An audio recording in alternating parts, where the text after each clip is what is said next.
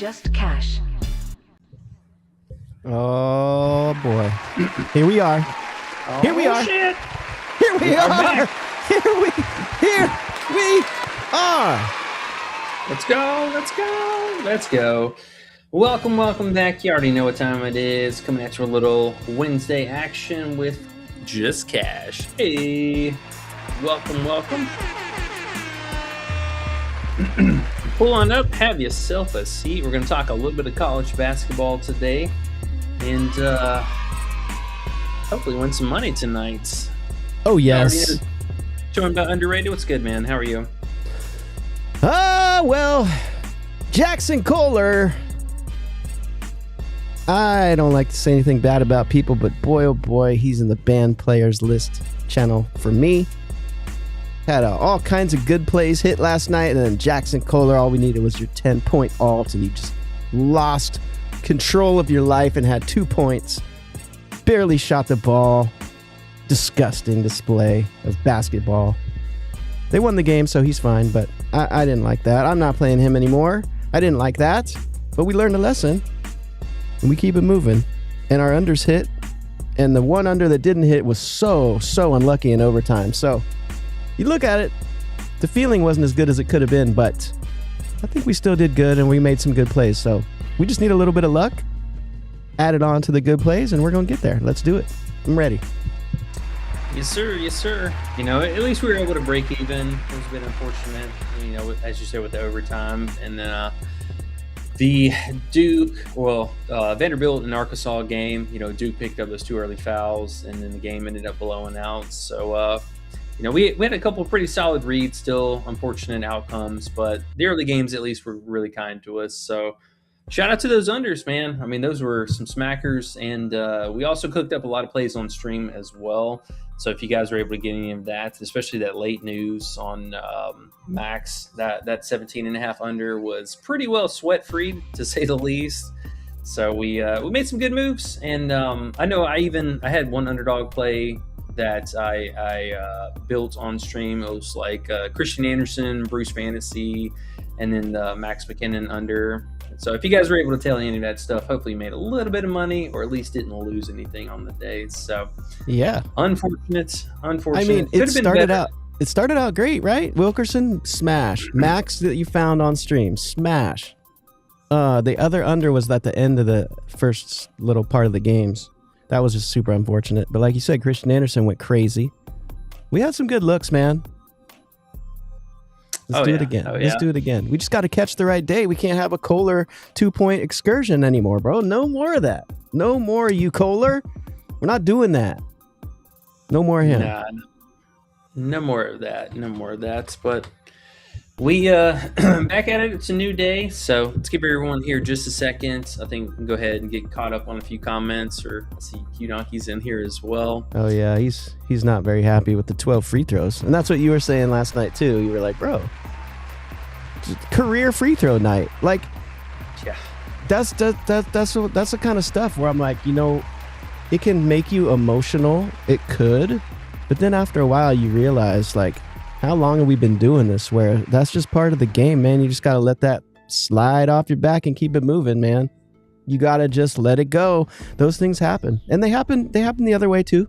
We just don't notice it as much. Like, remember we had the overtime and KJ Lewis came through with his fantasy points, and there's little things that happen like that on the other side as well. It's part of the game. Yeah. Keep it rolling, man. We're going to have one of those nights where they all fall the right way, which I'm ready for it. Maybe tonight. You never know. You never know when the night's coming. Tonight could be it. I'm hoping so, man. I'm hoping so. We now looking at David here, we actually locked in some great value. It looks like the lines have moved across the industry. So really? Okay.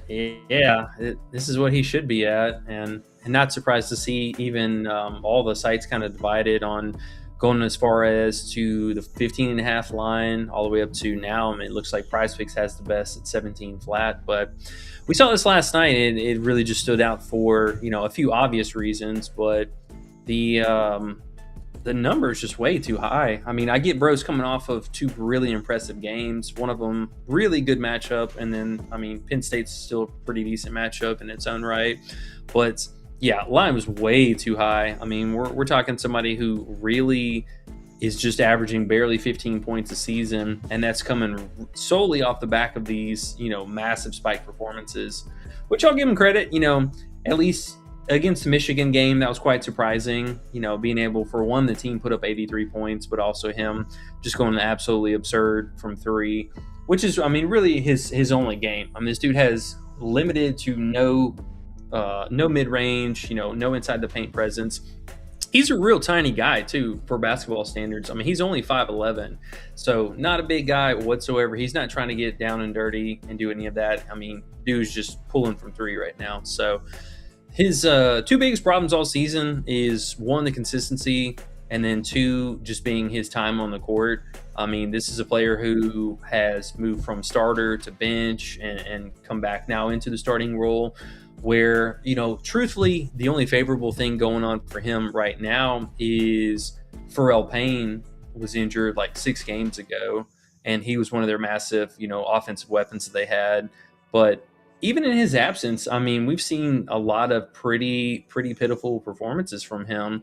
And this matchup, I mean, we're not Michigan at home, but Illinois at home has been an absolute dog. I mean, they are smacking teams down left and right. So you also look at his on-court matchup. I mean, he's going up against the big Wags today, either Wagler or Stojakovic on the other side. And Wags is 6'6", and Stojakovic is, 6'7", 6'8", almost. I mean, these are some big bodies going to get it thrown at him today. So dude is going to have to, best Steph Curry impression, hitting as many threes as possible, because he's not getting to the free throw line. Illinois is very, very disciplined at free throws allowed per game. Sorry, I got to scroll down here. I was looking at their home metrics, but yeah, I mean, big bodies here. So he's going to have to take those threes, and that's really the only way he's going to be able to beat them. But taking a look at Illinois at home, I mean, they've played really, really well. I know they had this competitive game against Alabama, which makes sense. They have a really high-powered offense. But a lot of these games at home have been honestly blowouts or really low scoring affairs. So, I mean, for them on the road here, it's going to be very, very big test of, true talent. But this game could easily be, a 20 plus 30 point shellacking. And anytime that's happened, I mean, this coach is very, very quick to pull the starters. And then for him, in these games where he's not performing well, I mean, coach really doesn't even leave him out there for that long. So there's just a lot of negative components working for him. But in truth, the line just being way too high at 17.5. There's no way he should be at 17.5.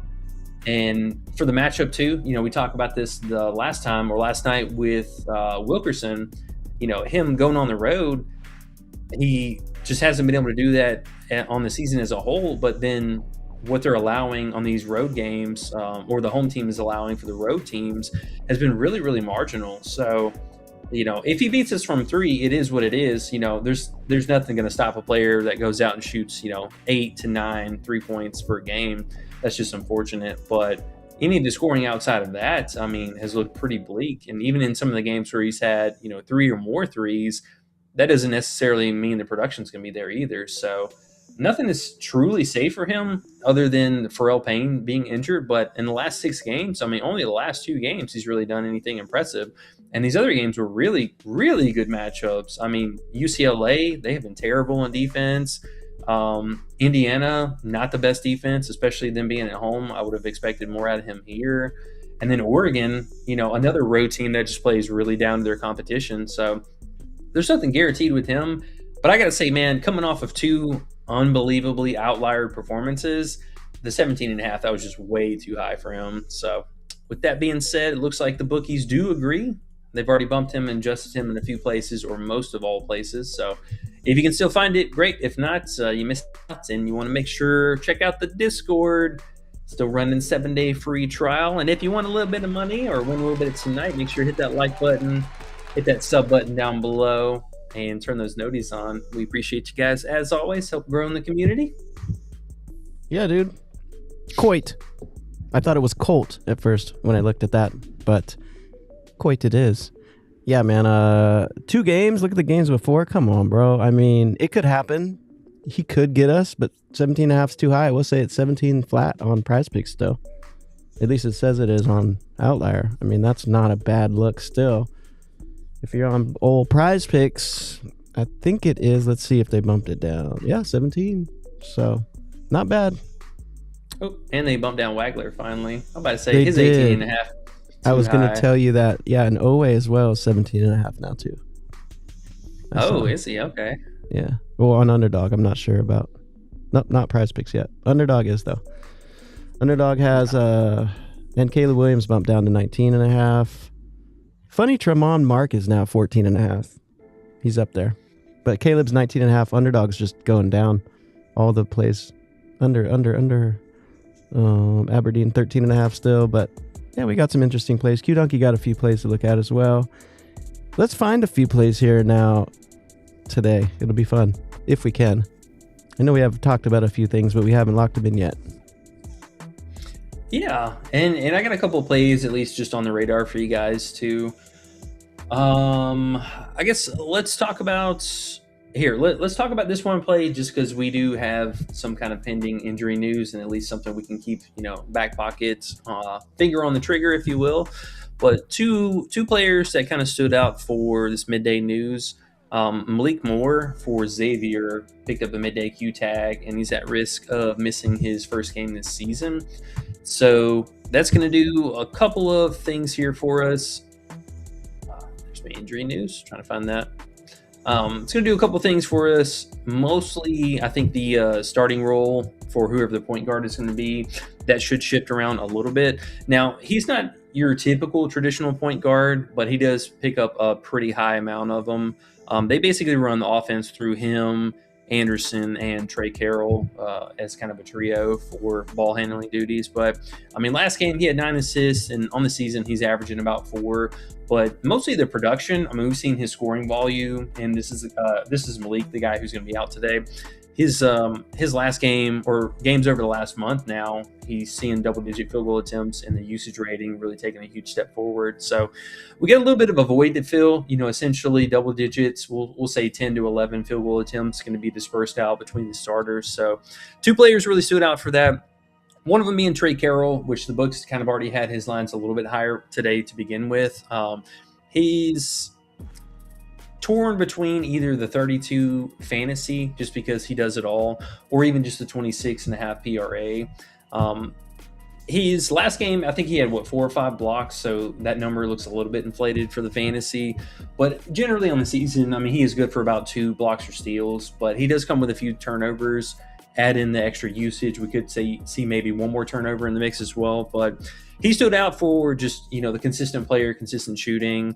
And then the other person who I think could take the biggest step forward would be Roddy Anderson, and somebody who has seen his fair bit of trouble with, I think coach and trust level with that, where he was a starter at the beginning of the season, bench role, played for a while here, but also another player over the last month who's really stepped it up and made a lot of noise, seeing double-digit field goal attempts in essentially the last 8 of 10 games here. So love to see that. Also, the assist and playmaking has been there.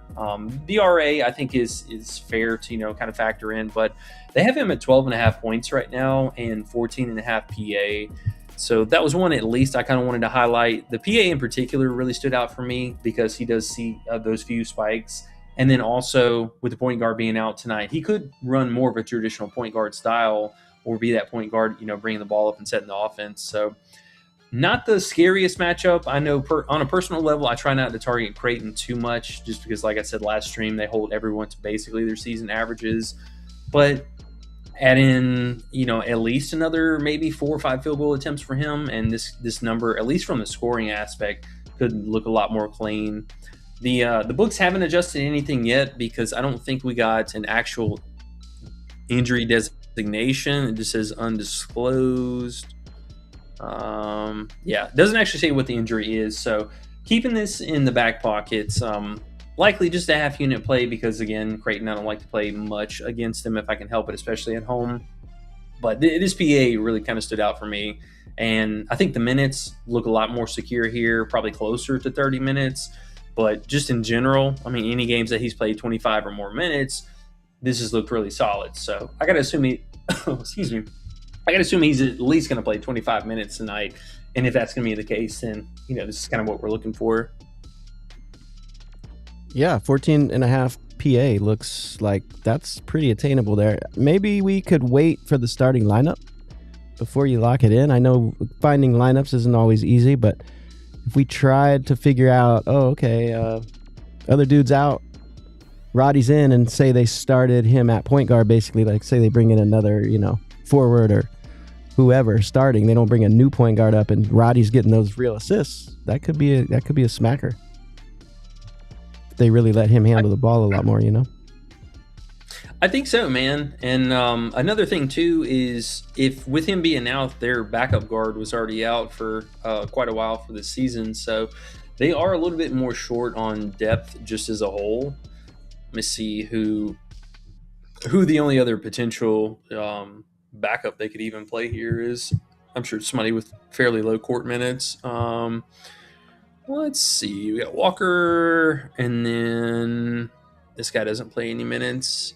And All Right. I think All Right might be a next candidate for some minutes, but he's also kind of on coach's shit list. He's been back and forth with being a starter and a bench player. But as you can see, the guy averages like 3 field goal attempts over the last month. So not exactly expecting a big performance from somebody with a single-digit usage rating. And then the other person would be maybe Isaiah Walker. But again, single-digit low-volume shooter, single-digit assist rating. So assuming this game's going to be close, maybe they play sprinkled minutes to kind of offset a little bit of the rest time. But so far, coach has been kind of looking to Roddy and then the other forwards. So I think in truth, their 2 guards that they have as far as the projected one might just be it, and coach just kind of subs in the forwards as they go. But I think Roddy's in for a big night, man. He's going to have to play some minutes here. And if we get anything close to 30 minutes, he's played really, really well so far this season.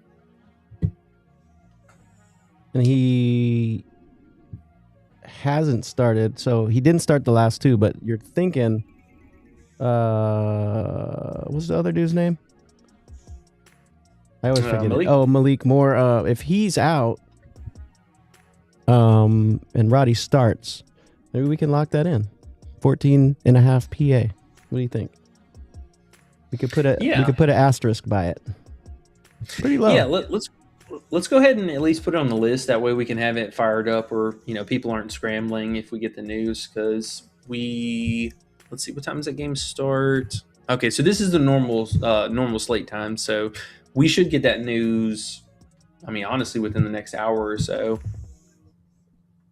Okay, I'm gonna add it to the list. We'll just do a half unit since we don't know him, and he's going against Creighton, the team you don't like playing against. But let's put it there, and we'll put if starting, basically, right? Yeah. If starting. If starting, so we'll watch out for the news there. Okay, cool. That's another one to mess with there. All right, cool. And what time is that game at? It's one of the first games, I assume. Yeah, it's with the main slate. Okay, so that news could come out anytime. All right. Locked it in. Yes, sir. Yes, sir. All right, let's get to, I saw Q Donkey's got a question. I think it was about Mo Odom, Big Odom. Yeah, he's on his assists. He likes his assists, and he likes Nathan George as well. We can get to that after. But 2 guards he likes today. Yesterday was very unfortunate with, I don't know if you saw it. Did you end up seeing it? I watched it because I was like, all right, dude got 20 PA. Oh, he had 18 PA, went to overtime. Got a rebound, hit a free throw, and then missed a free throw and was sitting at 20. I was like, we have a chance. We have a chance. They went all the way to the end of the game, bro. The very last play. His team was down 6 with 15 seconds left. It didn't even matter. Down 6. Whoever the point guard is on that team runs down, shoots a 3. It's just kind of on a fast break because they're just trying to, end the game, basically. Bounced off the rim, bounced off a couple players trying to get the rebound down low, rolled around on the ground. The ball just rolled to, what was his name? Welling. Just rolled to him as he was standing about 10 feet from the basket. Just rolled to him with 2 seconds left.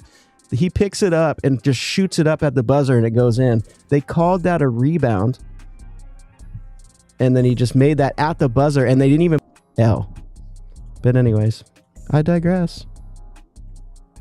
No, it was pretty gross to say the least, and especially with it being, you know, completely pointless. I mean, they lost the game. Like there's literally no reason to shoot it. Wild. I love losses like that. Yeah, it's pretty gross, man. It's pretty gross, but what can you do? What can you do? Hey, I mean, bro, if it takes season high free throw shooting and overtime to beat us, then I mean, damn it, that is what it is. Right. We want to look at Mo, and I got one to look at too now that I'm looking at this, so we'll do that after. Yeah, Mo's not bad. This what was the game total for this one? Actually, I'm gonna check that out. I think it was just pretty high. I think it's like 150, 145. Oh, West Virginia. It pulls down the speed there with West Virginia, but yeah, West Virginia is quite slow to say the least. I'll be honest, man. I even had on my notes here. Here, I'll show you some my goofy notes that I have. Those are goofy. This part right here for West Virginia is something I really, really, really noticed is they do not allow a lot of RAs to guards at all. They allow a lot of threes and a lot of rebounds to small forward and power forwards, but they have limited the hell out of some guard production. And you can see, you know, this is something that's kind of misleading, and I noticed this last night too, especially if you're checking out Outlier, is that's a lot of green bars. Don't get me wrong. It's a lot of green bars, a lot of production. But if you really kind of dive into it, they haven't allowed 6 or more assists to basically all but like 3 guards all season. And even this one, Kingston Flemings, that dude is not about that. I mean, him getting 7 assists is pretty crazy. But if you also look, I mean, the other guards, we had Sharp, who ended up clearing his line, and then Usain, who typically is their main point guard, him come up a little bit short here. So 2 players getting there is kind of, I think, more of an anomaly. But, you know, you look down here, Melvin Council only had 4, kind of held him to his average. Both Day and James Jizzle were able to get theirs, but even their normal lines are really, really low. I don't mind the matchup. The only thing that I worry about here really is, you know, yes, they do limit production and stuff, but the how they attack West Virginia kind of plays, I think, a really big important role, because you really have to beat them from 3. I mean, their interior defense has been really solid all year. So I worry that we might see Mo take more field goal attempts from the floor tonight, just because he's going to be one of the players who is more he's open more often than not. And I don't know what RotoWire is doing. We'll not update this. I worry tonight he might have to take a few more field goal attempts than normal, and if that ends up being the case, you know, you're really hoping on Santiago and then his wingman Johnson, who, I mean, honestly, this guy's been all over the place this season. He's looked really good these last couple of games, but we've had some favorable and some tougher matchups, so it does give me hope. But he's got to have his wingmans playing, man. That's something this team's kind of struggled with lately, is really closing these games out. You know, Houston, for obvious reasons, smacked them down by 30. But you look at a lot of these games, I mean, they've been really, really close down to the wire, or they're getting blown out. And those games were, push comes to shove, you know, you see the teammate's going to show up, and can they close the game out here? So I do worry about that a little bit. I mean, he's been super consistent with it all season. I don't know if I'm sold necessarily on the PA itself, because, I mean, like I said, bro is chucking some threes. I mean, 7, 11, 7, 6, 7, 8, 7, 7. So he's definitely shooting plenty of threes every game. And I don't know if I wouldn't break up the points and assists by themselves. I think maybe assists, not a bad look, but also the PA still very, very doable tonight, because we could see that bonus from that. I just remember PTSD with him against BYU. And I believe we needed 20 PRA, and it looked like the easiest get ever. BYU, fast-paced, giving up points, I mean, BYU's great, don't get me wrong, but they're giving up points. And, dude scores 10 and barely shoots. That was annoying as can be. So if his line is low, which Q-Donkey usually brings up lines that are low for the player, I've noticed, his line must be lower than normal, right? Because it's West Virginia. Am I tripping? I thought he was. I thought he was at 5.5 assists last night. Was he always at 6.5? I'm not sure. Let's see. Oh wow, yeah, 6 and 6.5. Huh. Yeah, see, I mean, if he was 5.5, honestly, that line might be just too good. Let's see the big difference. Yeah, that's a pretty massive difference. Just that one assist. So, okay. I guess thinking out loud, I would consider the 6 assist flat on. No, go back. Oh, is the 6 gone? Am I tripping? Oh, I guess, yeah. Price Picks just moving to 6.5 and took it off. Oh, wait. No. Here we go. Okay. Yeah, the 6 assists on Price Picks, I mean, that one I would still consider, but you're definitely playing for a push. Again, I just worry that they're going to need him on scoring and really to kind of help put the game away. So anytime he starts shooting a real high volume, I mean, these assists definitely take a dip off of that. West Virginia, number 359 in pace. They are slow. So slow. Is his assist usually 6.5? It's been back and forth between 5.5 and 6.5.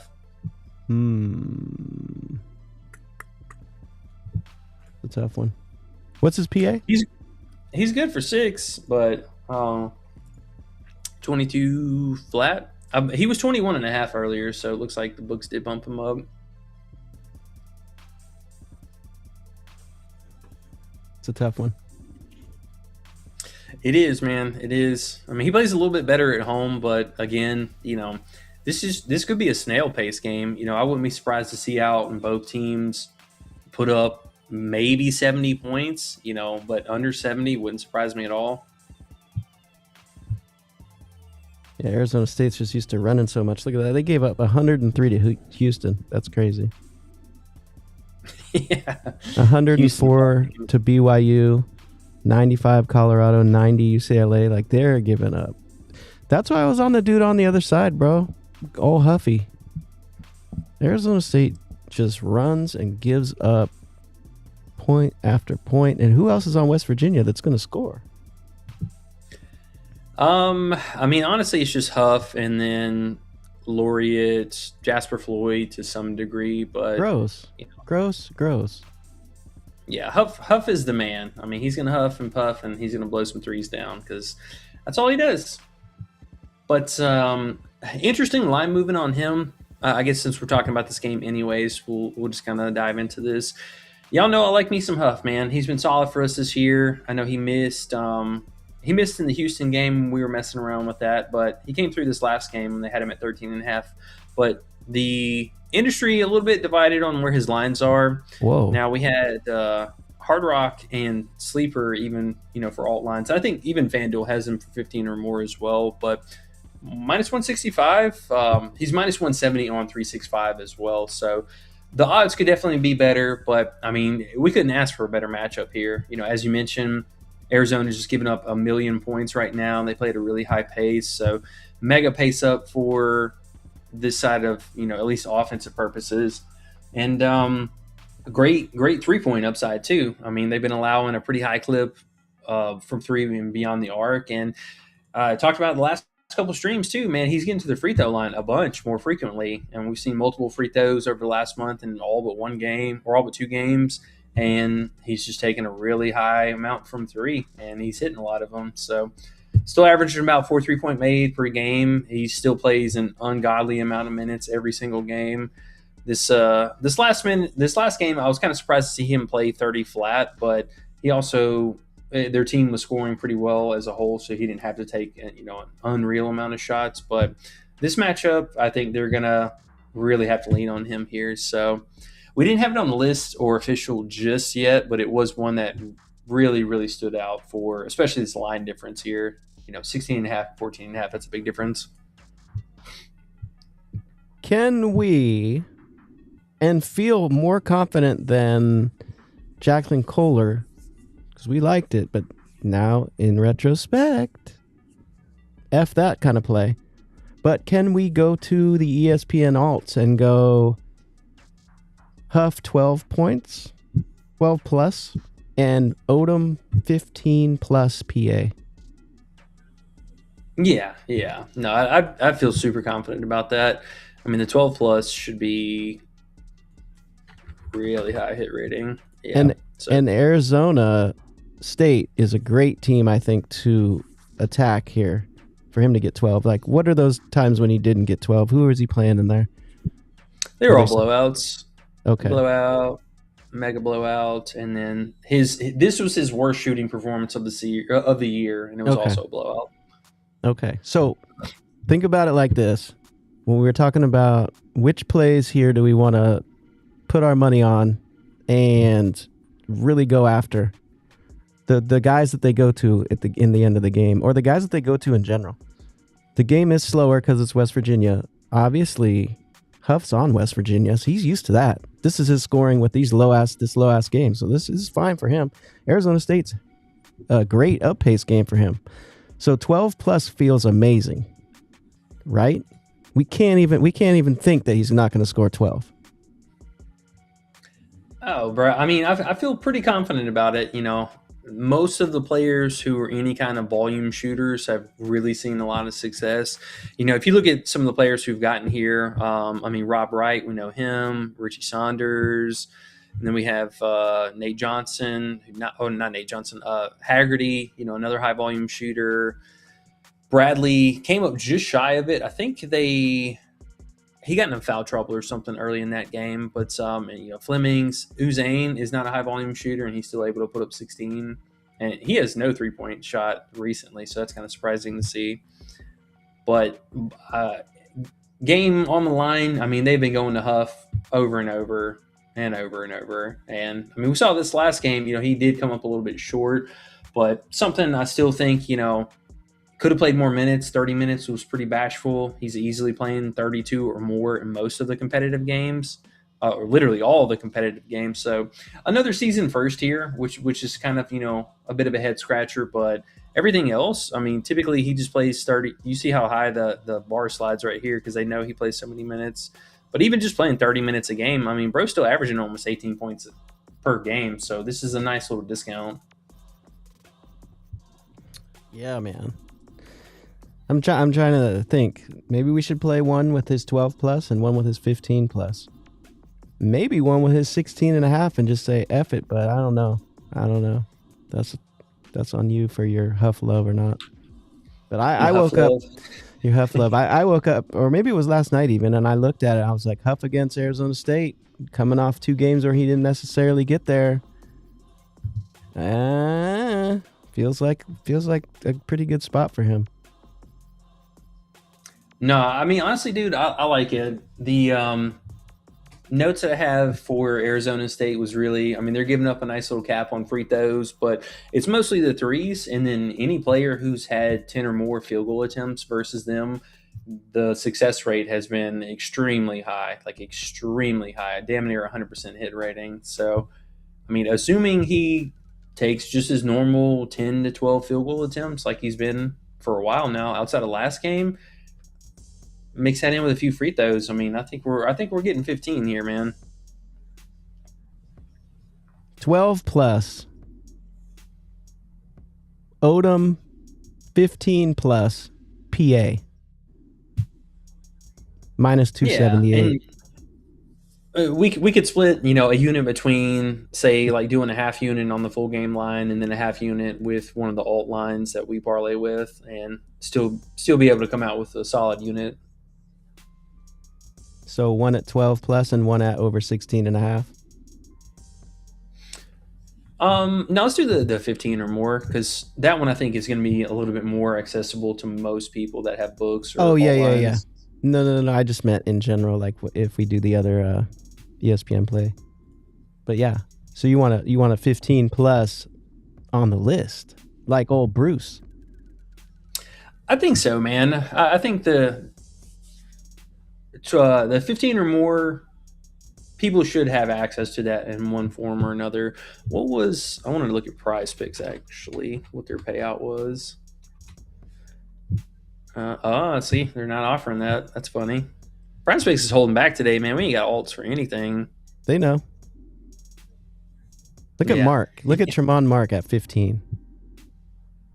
Oh, it's crazy. 15.5 on a few sites too. Crazy, man. He's done well lately. Yeah, let's get some Huff and Puff up there. I'm feeling him tonight. Yeah, me too. I like him. So we'll go 15 plus. That's available everywhere, and we've got to do a full unit. Since it is an alt, we'll pay back about half. Now, I think you said you saw it at like minus 160, minus 170. That's crazy. Yes, it was. Where's he at? 165 on Hard Rock. That feels like a smacker. I like it, man. Honestly, I like it. And he's coming off of really, really, really tough game in Houston.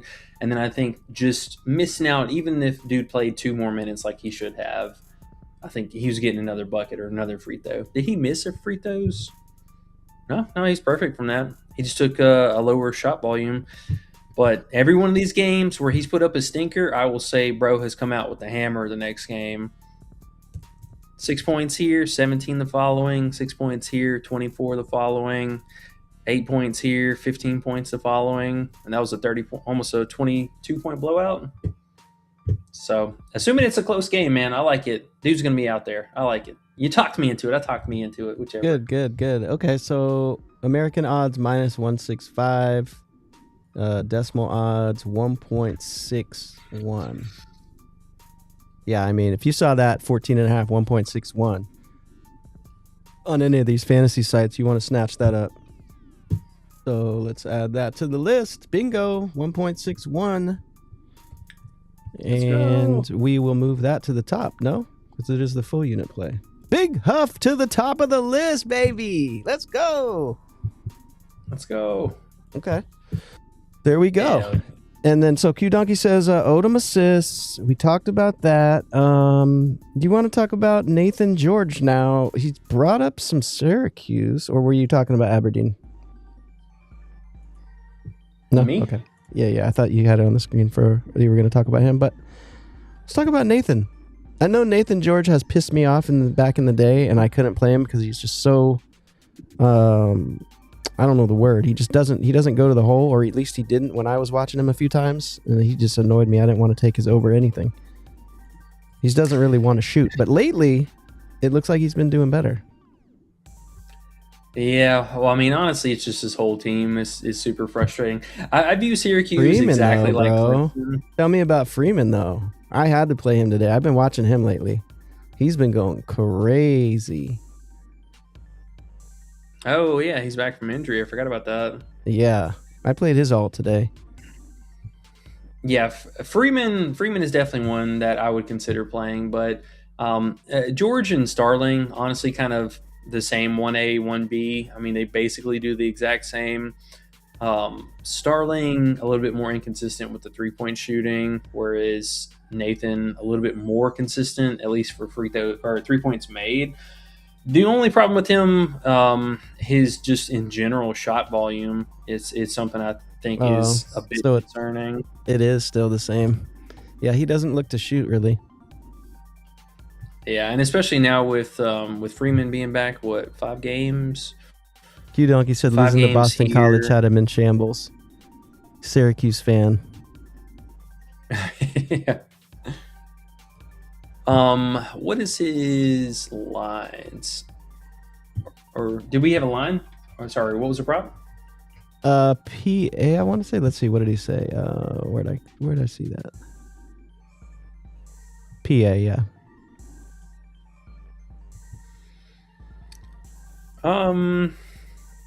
I mean, it's just his points are hella low. I will say I did see that earlier. 9.5 points is super low, but we're really seeing that kind of take a hit with Freeman being back. The assist upside, however, seeing a major tick up with that, with him being now back in the starting lineup. So I do like the assist upside for him. Why 5.5, honestly, feels pretty fair. Why only 2 though? That's weird, right? Yeah, I mean, Boston College is pretty good. They're not that bad. 2? You go from 11 and 13 to 2. That's just so scary right there. No. There's just a few red flags, honestly. I don't mind it. I think the assist upside could carry a lot of weight here. What is his RA? Just out of curiosity. Oh, it's super high. He didn't get that many rebounds, does he? Nah, I can't play the rebounds. We had a 4.5 line. 4.5 would be real nice. I like the assist upside, honestly, man. I just don't know about his consistency with as far as scoring. This is a few easier games at the beginning of the season. I mean, they haven't played a whole lot of great teams. He did put up 11 against Houston, so that's kind of impressive, but I don't know, man. Honestly, I just view these two teams the same. Clemson and Syracuse, it's just like they don't really play that fast. They spread the ball out a lot. And usually, in general, they spread it out a lot, but now with Freeman being back, Freeman's just shooting crazy, man. His points are all the way up to 19.5. Really? Wow. That's crazy. What is his fantasy at? I've been wanting to play his alt on ESPN, but they haven't been giving it to us. Oh, yeah. I mean, it's totally valid. Guy has definitely been productive. He came back from injury and said, "It's me. I'm here." Interesting. But yeah, man. I mean, if you're feeling pretty good about it, I get it. What's the game total? I haven't looked at that. I will say Virginia Tech. It looks like Virginia Tech is tight on giving up threes, but they give it up in the paint. So there's that as well. Yeah, well, we just need him to take some threes then. I don't know about that one, man. I mean, I'm in the same boat as you. I played both him and Starling a few times last year, and this team just pisses me off every time I play him. I'm on Freeman's 15 plus. Yeah, rightfully so. What are his odds? They are. That's the question. That's cool that they show him on here now. The best alt odds. Look at Sleeper the difference. Way better odds. Yeah. That's what I'm saying. I played it on Sleeper with the discount. That felt pretty good. So I'll definitely add that to the 5-pick 100% boost. Let's do that now. So we'll add him and I think they have Huff. But Huff will be 15. But that is who we like, right? We'll add Huff. We'll add Huff and Freeman. Is there anyone else? We don't want to add. You can also get Freeman at minus 365 on 365. Bet 365. Really? Yeah. Well, Sleeper comes through sometimes for fantasy people that don't have 365. That's cool. I didn't realize that. I know you look at that a lot. I always forget about looking on Outlier for the alt lines. Okay, so Freeman. And what about Wags at 15 plus?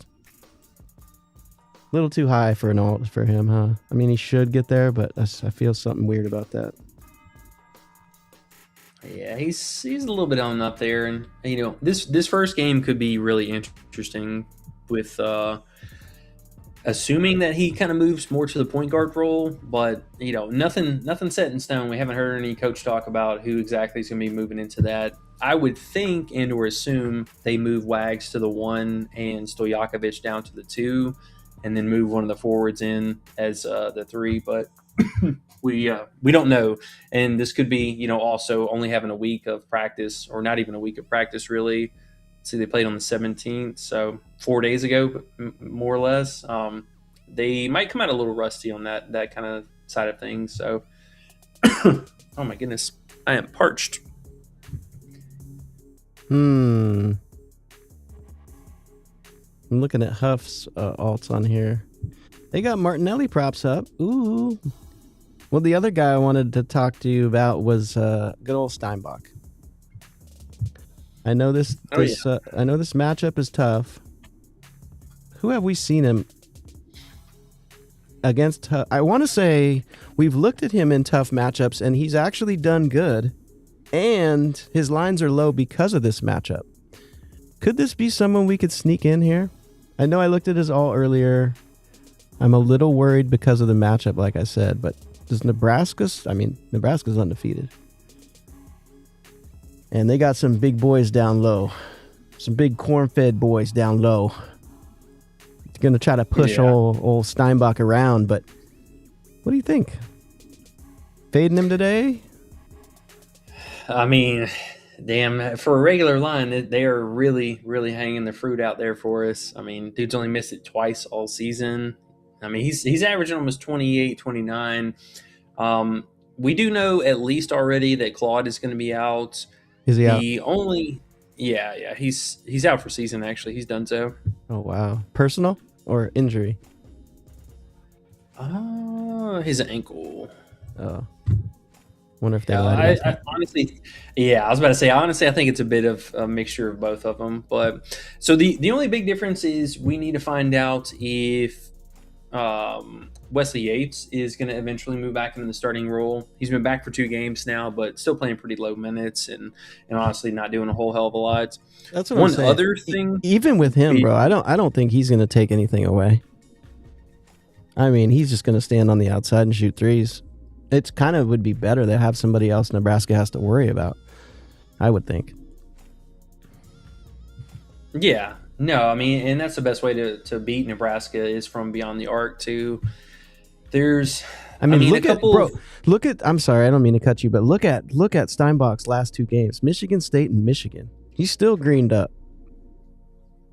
Yeah. I mean, Purdue is the other one. Purdue's the only one that he missed. It's Purdue. Purdue doesn't give up crap.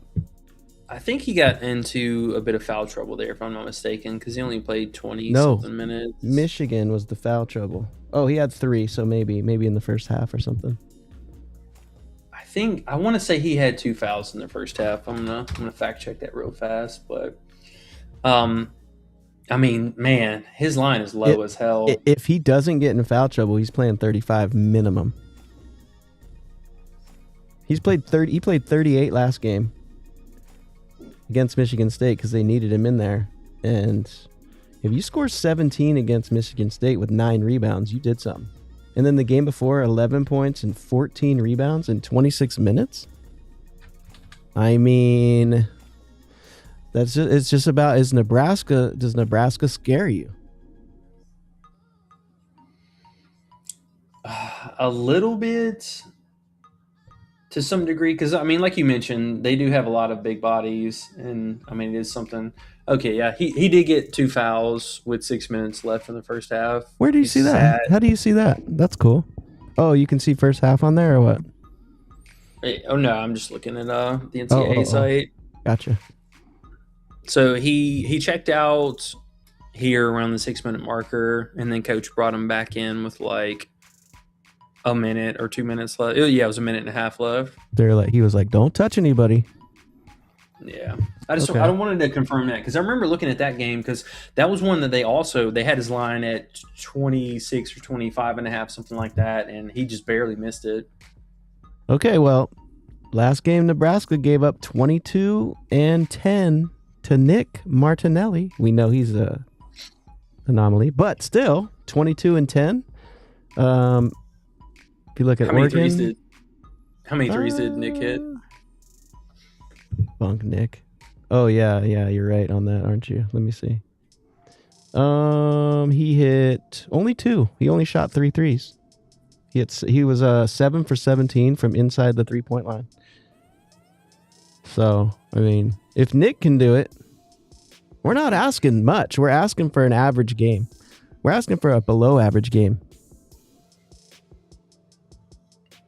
No, that's true. That's true. I mean, my only other maybe reservation is I thought you were going to say we know. Belcher. No. We know Mast is a high volume 3-point shooter. So is there a world that we're worried about him also losing out on rebound production because he's out at 3-point line trying to guard him? I mean, who else does Washington have that's big? Where's this game? Who can go out and guard Mast? Nobody? Zoom, I guess. Zoom, what's he, 6'6"? Let's see, he's 6'4", actually. Big Frank, 6'11". So you're right. Yeah. Frank the Tank, I forgot about him. Yeah, they'll stick him and go out there and go guard him. You think so? Yeah. Because I mean, he's probably one of their slowest people in transition too, and I think it would make a little bit more sense for Hannes to go up against Big Berkey here. And then who will they put Steinbach on? Berkey. Oh, Berkey. Yeah. Is that his name, or it's Burke with an E? No, it's well, I call him Berkey. Berkey Buckin. Okay. Yeah, man, Steinbach. Hey, well, I will say, the alt plays that we had that I sent you, we can throw Steinbach in there, and do we believe Nebraska can score 70 points? I think they've done it every single game of the season.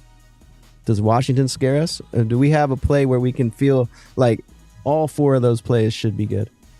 Or are we worried about Steinbach getting in foul trouble? That's probably the only way he doesn't get 20 PR, right? I mean, that would be the only way, but I think that they are likely to put Frank on Mast on the other side. Yeah, because they've been leaving Hannes in the paint by himself as much as possible. Because I mean, you can see it's clear that he out rebounds the actual center himself. So, and then also him being able to kind of hang out and set the offense and get ready for the pick and roll that they've run so much through him. I think it makes sense. I mean, honestly, it's one of those. We're looking at the line is just way too low. The only maybe kind of cons that we would have is we're still awaiting Lathan Somerville, his season debut. But even if the dude plays, I mean, I doubt he's playing any more than like 10 minutes or some shit like that. And in that situation, I mean, he could just see where he moves into the bench unit and then comes off the bench. Yeah. Well, not even that. No. Sometimes they'll even move Frank out, and then that's when they'll put Hannes down at the 5. Which, I mean, I think if it's in the middle of the game and sporadic through rotations, it doesn't scare me that often because he'll still see time with Mast off the floor. Did you say sporadic-y? Yeah. Okay. You like that? That's like Berkey. Yeah. He's also sporadic, too. All right. Do we want to do Steinbach? Do we want to add Big Hannes, as you call him? That's probably how you say it, too, Hannes. Do we want to add him to the list? Against Nebraska. I think so, Ooh, that's asking for it. Going against Nebraska. I mean, it is, a little bit more of a tougher metrics. Like you said, they got some big bodies, but I think it also kind of bodes some success to the rebound upside that he could have. Yes, they've been limiting a lot of scoring inside the paint, but the trade-off is they're still allowing a fair amount of just general rebounding, but also their free throw rating. We've seen some of these guys get pretty handsy on the other side too. It's just, man, this is so hard to ignore this line. I mean, if it's a close game, he's playing 33 or more minutes. I think every single game that's been close. He played 38 last game. I mean, if they can somehow, we got to remember they could get blown out too. They could.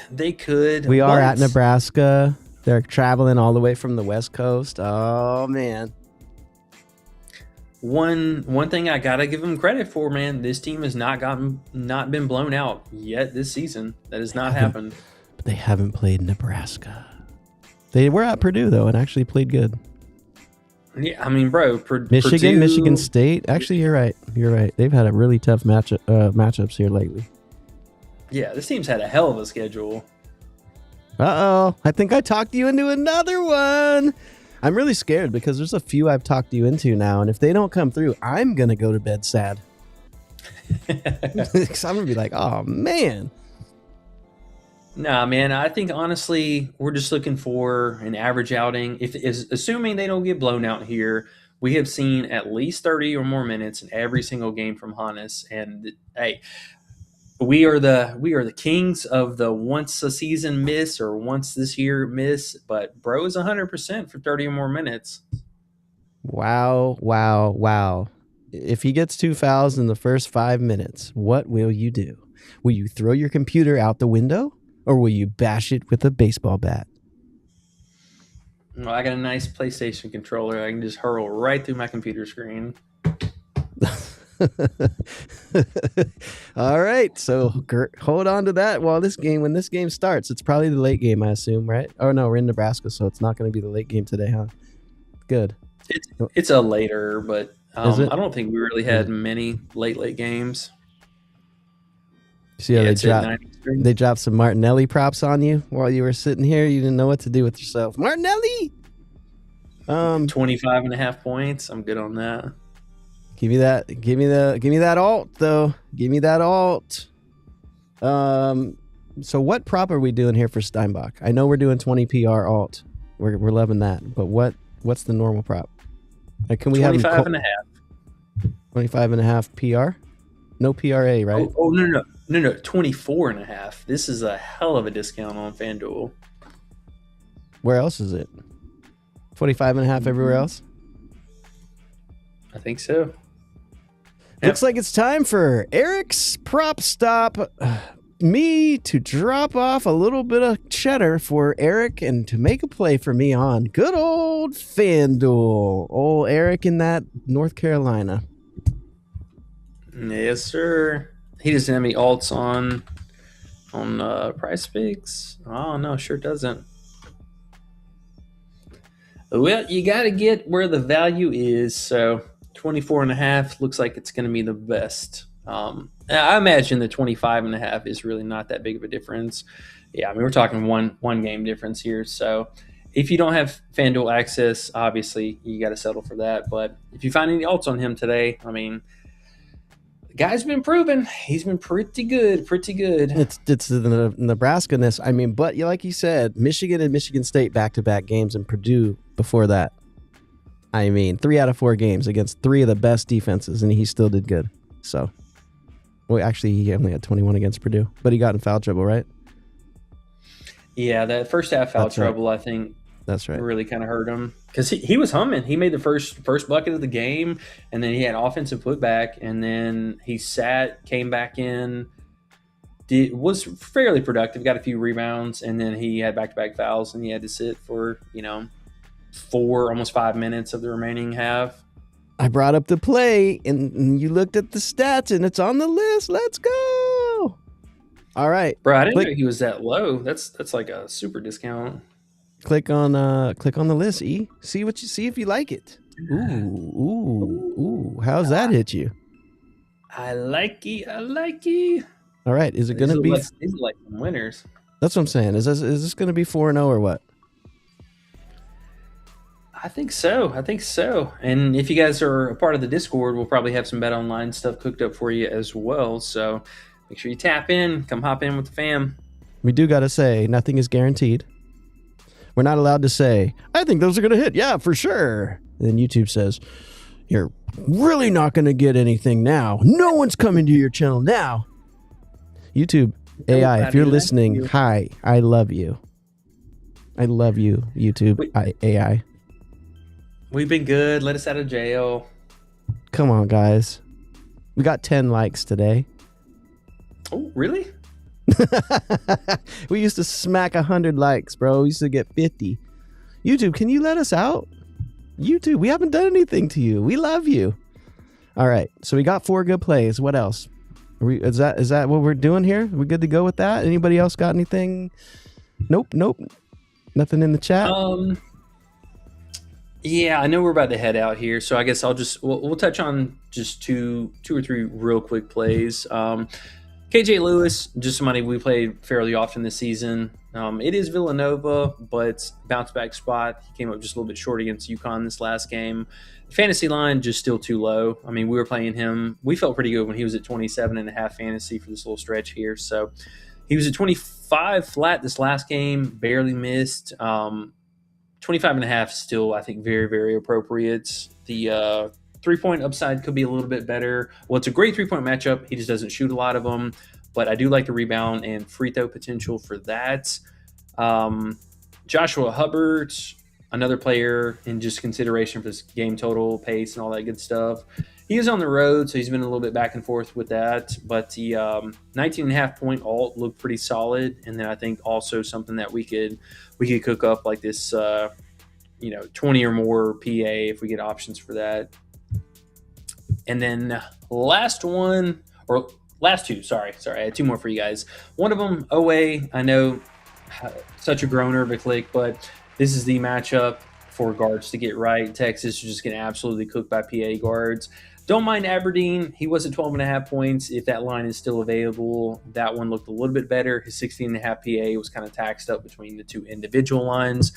Oway would be the guy to get there tonight, but as you can see, quite an up-down performance. Shot really terrible and missed a bunch of free throws last game. But again, they're getting smoked by guards. So PRA for him. No fantasy. They do cause a lot of turnovers, so do keep that in mind. And he's been turning over a bunch.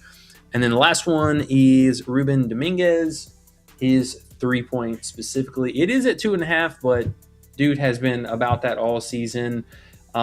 Another player, too, we could consider for his 10 or more points, but just know that this is damn near all 3-point volume coming across.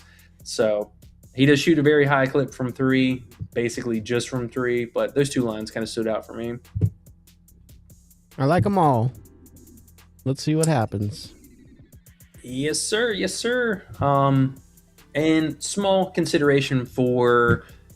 Oh my goodness, I just blanked. Zoom Diallo, his PA upside tonight. Claude being out, his assist and playmaking has been pretty solid. Peterson, been a bit too flaky for my liking. He is also a high volume 3-point shooter, but another way to attack Nebraska is going to be from 3. So a little consideration for him as a hedge to Hannes. All right, 3:05. Let's get out of here, E. Yes, sir. Good luck tonight, fam. We'll catch you guys in the Discord. Have a great one, and we'll see you back here tomorrow. Peace.